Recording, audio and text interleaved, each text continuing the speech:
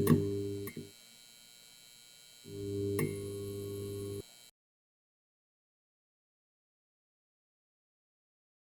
guys, Stockaholics, thank you guys for being here today.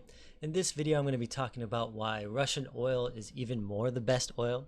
I've talked about my Russian oil investments, particularly Lukoil and Gazprom in a recent video, but there's a few things I think that I noticed recently that kind of gave me the idea for this, this video. I think the first is the fact that the sanctions, President Biden lifted sanctions on Gazprom on their Nord 2 pipeline. And that was kind of one thing that kind of flew under a lot of people's radars, I think.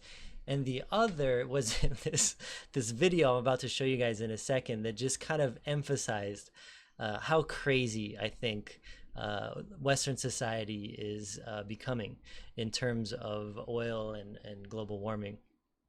A lot of the stuff I'll be talking about in this video is through the lens of either Gazprom or Lukoil. And oil is cyclical. It's one of those industries that price becomes, at a certain point, becomes restrictive of demand and increases supply. And the alternate is true when prices get too low. Unlike a lot of cyclicals, when I'm thinking in my last video, when I was talking about commodities like lumber, like I believe copper, where we're approaching these all-time highs, oil, I still think can have a lot of runway on where I think prices can go. And I guess I'll kind of share some of the reasons why I think that could be. Okay, I saw this video yesterday or a couple of days ago, and it kind of really represents the trend that we're noticing in a lot of Western societies. It's not a trend on the usefulness of non-oil sources of energy, but in the fact that the zeitgeist on what a lot of people believe is the future. And I'm going to share this video with you guys and some of my thoughts on it. All right, let's turn our attention now to some big news yesterday in the big oil space. We had a couple of different initiatives crossing the tape for a couple different companies. The primary among them is Exxon Mobil, seeing two representatives nominated to its board by an activist investor that Julie owns just about 0.1% of Exxon shares, getting a win here. And we chatted about this a little bit in the morning. It's really that major institutions supported the plans set forward, or the nominees set forward by this small activist. But kind of give us the lay of the. So this is kind of the first thing that I just absolutely don't get, right? Let's say you're a climate activist, you hate fossil fuels. It's something you want no part in. Why would you invest in an oil company? Why would you try and change an oil company into a solar company or a wind company or a nuclear company, right? Which is it's just one of the green energies that people seem to miss, which is probably the most important if you did want to have this energy transition that so many people seem to believe in. Why would you want to invest in an oil company? Why would you try and change an oil company into something else? This company, Exxon, has spent its entire life building and developing as an oil company. Why change it into something else, right? Why not just take your hard-earned dollars, your capital, and invest it into something that if you believe this is the case, this is that these other energy sources need to replace oil. Why not just invest in a solar company? Why not invest in a wind company? Why would you try and sabotage an oil company? This is where you're putting your money in. So you're trying to you're investing in a company to make it worse, essentially. It's kind of like, it makes no sense. It's kind of like trying to, let's say I started a business as a morgue, right? I'm trying to have it as an evil a comparison as you want. Let's say that's how you think of oil companies. Let's say I have a morgue business, right? Well, let's say, okay, I no longer like morgues. Why don't I change that into an elementary school?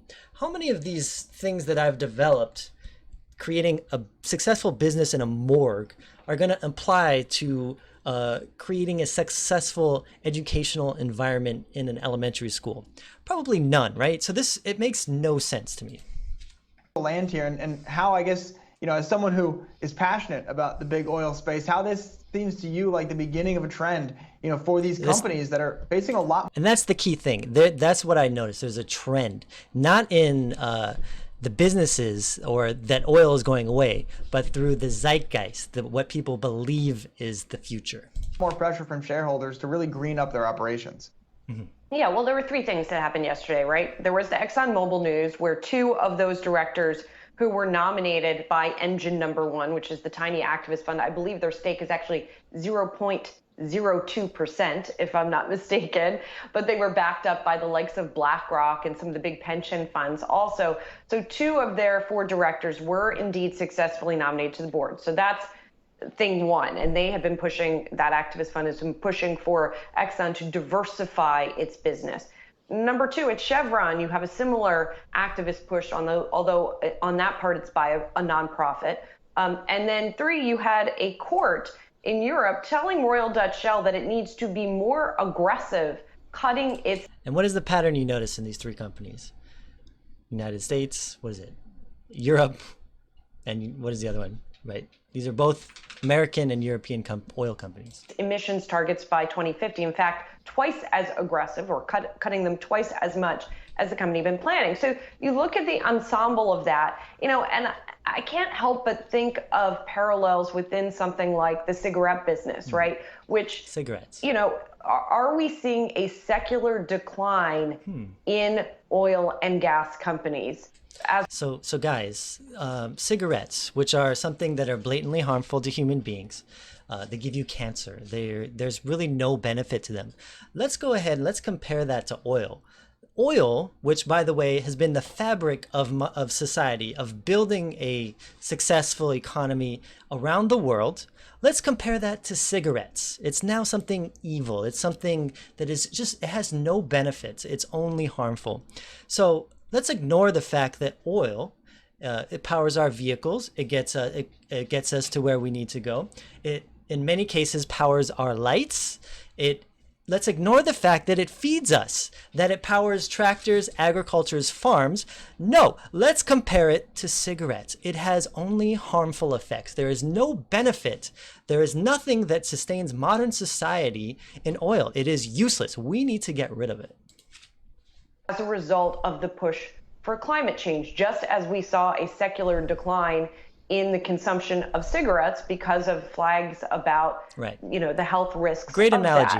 That. Obviously it's not a direct parallel, but I just think it's fascinating when you You're see right. an industry has that has been no parallel. so dominant. In fact, they're complete opposite. Globally, right? Nothing and related. now it is seeing no correlation. It's not a positive or negative things. correlation. Now, I think it's a little bit wrong to say that Engine Number One is just a climate activist, right? I agree. They're also idiots. concerned about Exxon Mobil's business. They're framing it that not way, only that it is activists, bad but they're business stupid investors. for Exxon Mobil to have made the choices that it's made. And indeed, the company had its first ever annual loss last year. And if you look at the 5-year chart... So the loss has everything to do with the structural flaws in the company. It has nothing to do with 2020 and COVID. For the stock, it's been down. Right. So it makes sense from that perspective as well. But I do think it is a very interesting trend and is definitely not done. Mm-hmm. I agree the trend is also Exxon CEO Darren Woods. I'll read a quick excerpt here. He said, quote, with almost 3 million shareholders, it's not surprising we heard a wide range of views, and many supported the work that we're doing to improve earnings and cash flow capacity, as well as the work to advance the company to a lower carbon future. And to me here, the other intriguing story here is how much longer does Darren Woods stay on as CEO of Exxon Mobil? This was a crushing blow from everything I've read and talked to a few people. This is a crushing blow internally to the company. Of course, Exxon is not normally what would happen at a company this big with this much of a storied name, but the winds of change are blowing, Miles and Julie, and it would be conceivable based off of this vote, based on the many years of bad investments made by Darren Woods, he could be shown the door within the next 18 to 36 months. Yeah, and I think, Julie, the comparison to the cigarette business is an interesting one because we've had executives from Philip Morris come on our program and say they don't want people to pick up smoking. And I think that position of Maybe you're doing some e-cigarette stuff here or there, but you're essentially running down the company, paying out a dividend, buying back stock, and watching your core customer, who is, by the way, addicted to your product, which does cause cancer, it continues to dwindle over time. I don't think that any business wants to end up in that kind of conundrum as a long-term option for its life as a going concern, but it is unclear indeed. All right, I think we get the picture. All right, so I saw this today and I thought this was pretty cool. This is primary energy consumption by world region. And if you'll notice today, one of the highest consuming areas in terms of energy is the Asia Pacific region, but that wasn't always the case. And this graph has kind of a play feature that goes back all the way to 1965. So we'll start there. And you can see in about the 1980s or so, North America and Europe were the largest consumers of energy in the world. But at a certain point, you will start to notice that those curves cross, and that Europe and North America are no longer the largest energy consuming areas in the world, but rather the Asia Pacific region has overtaken that. And if you keep playing that, you notice that they go way above North America and Europe. This has a lot to do, I believe, with S-curves, that at a certain point, populations, they stay quite low and then they grow very dramatically, and at a certain point, they plateau. And that's what we're starting to see in North America and Europe. We have, as a Western society, reached a plateau in terms of population and also in terms of energy consumption. Now, the same is not true for Asia Pacific, but however, at some point it will reach a peak in population and in energy consumption, and just like North America and Europe, it will start to plateau. I believe we will start to see that in China, although it is still growing very well. But more importantly, what I think a lot of people forget is that there are many places around the world, the Middle East, South America, and Africa, that have not begun their S curves like Asia, North America, and Europe has. They have not fully developed their infrastructure. And one of the places that you start to see the largest growth in GDPs, which is highly correlated to growth in energy consumption, by the way, is Africa. So I wouldn't be surprised in the next 10 or 20 years if you start to see Africa's energy consumption go up and even surpass, just like we saw with Asia, surpass North America and Europe's energy consumptions. All right, I wanted to share this graph with you guys. I think this is important to kind of iterate my point. And it is energy consumption worldwide over time. Now, there's a couple of very important things to notice if you look at this graph. The first is that energy consumption tends to go up over time. And this makes a lot of sense. If you've looked at a world population graph over the last several hundred years, you'll notice that the populations over the Earth tend to go up. But more importantly than that, technology has improved over time too. And in Western societies, we, in the United States in particular, we consume a tremendous amount of energy. And I don't expect that energy consumption to significantly go down. It might go down a little, which is, I think, what we're beginning to see in some areas in the world like Europe. But we should consider that there's probably some new technologies at some point that will consume more energy. For example, in my room right now, I have 2 monitors. I've got some other attachments to my computer. I've got a cell phone. I have an iPad. I have laptops that I teach in school with. I have all of these different energy consuming sources that over time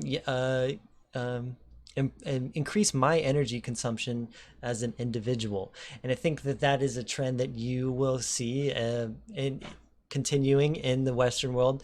But more importantly, it is a trend that is beginning to happen in the developing parts of the world.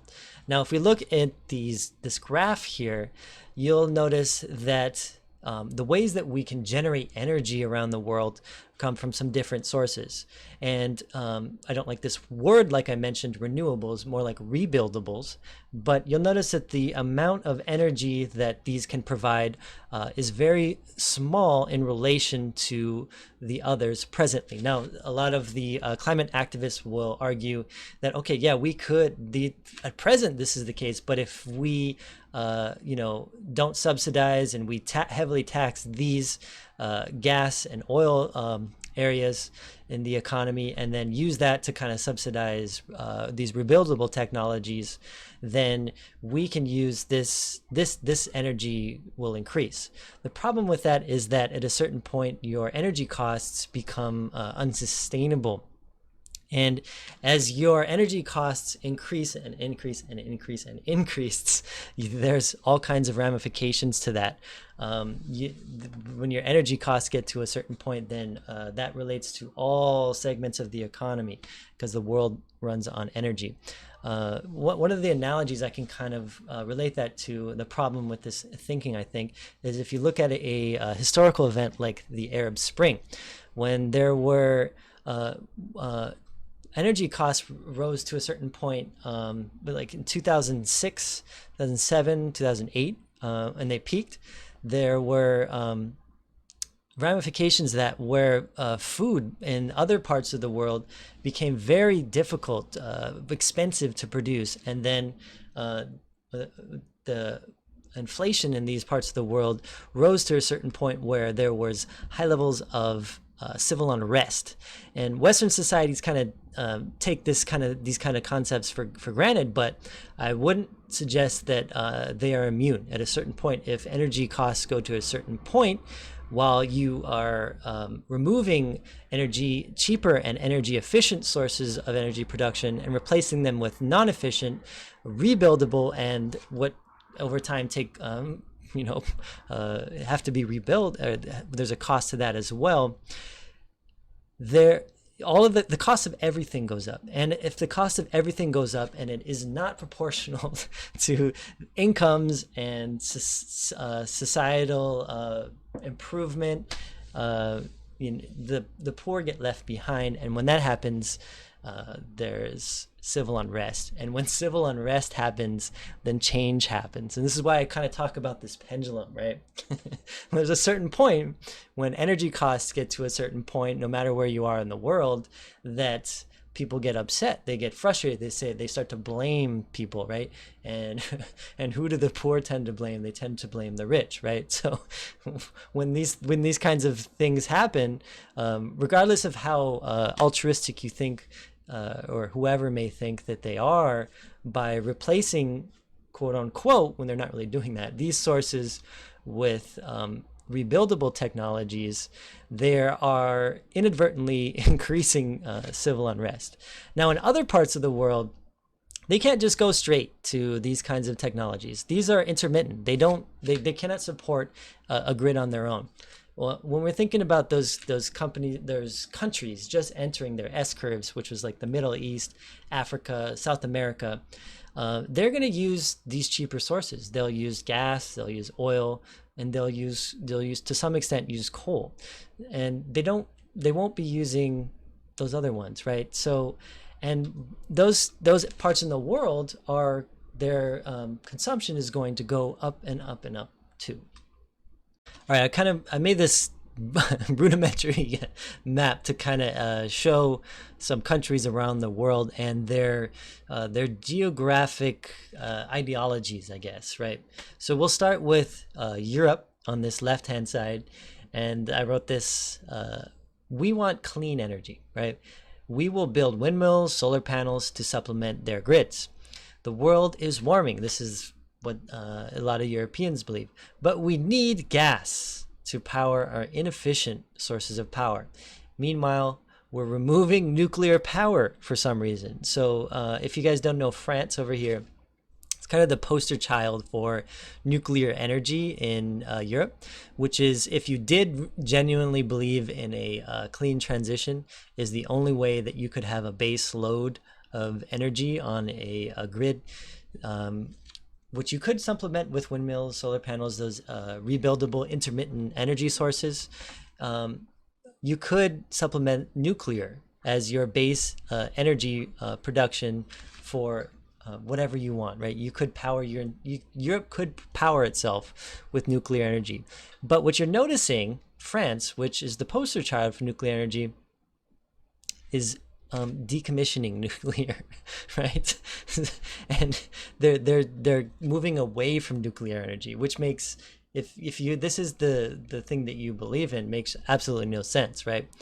Now, on the other side of the coin, over here, you have China, which, by the way, is building nuclear plants. So they're doing the opposite. But China, they don't care. They don't believe in this kind of thing. They just want the best for their people, and they're going to do whatever it takes to achieve growth. So in China, they say the way that they think is, we want clean air. So they do believe in clean air, and they've had a lot of coal power generators and things like that that have really put a lot of emissions into their cities, and that's something that they don't like. But they don't really care about this carbon religion that I think that is taking place in the West, right? And what China believes is that they'll buy more gas to heat and power a growing country and a growing economy, right? Now, in the middle of those two, sandwiched in the middle, which is why I'm so bullish on Russian oil, is Russia, right? And Russia has tremendous oil reserves, and they can produce it very, very cheaply. So Russians, they'll sell oil and gas to all willing buyers at perhaps some of the most competitive prices.